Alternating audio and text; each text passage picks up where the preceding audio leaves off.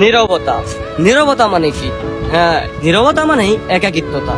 নীরবতা এটা মানে নিঃশংসতা। নীরবতা এটা মানে প্রশান্তি। যার জীবনে একবার নীরবতা এসেছে সে হয়তোবা জানে নীরবতা মানে কি। নীরবতা আমাদেরকে দুইটা জিনিস উপহার দেয়।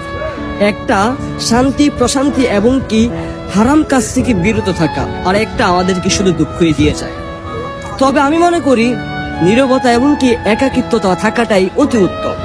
কারণ এই সমাজের মানুষ অনেক স্বার্থপর।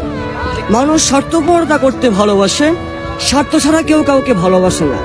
তাই বলছি নীরবতাকে বেছে নিন, স্বার্থপরতাকে বেছে নেবেন না, একাকিত্বতাকে বেছে নিন। কারণ একাকিত্বতা নীরবতা আপনার জীবনে শান্তি নেমে আসবে, শান্তি এনে দিবে। তাই বলছি জীবনে একাকিত্বতা এবং কি নীরবতাটাকে ডেকে আন।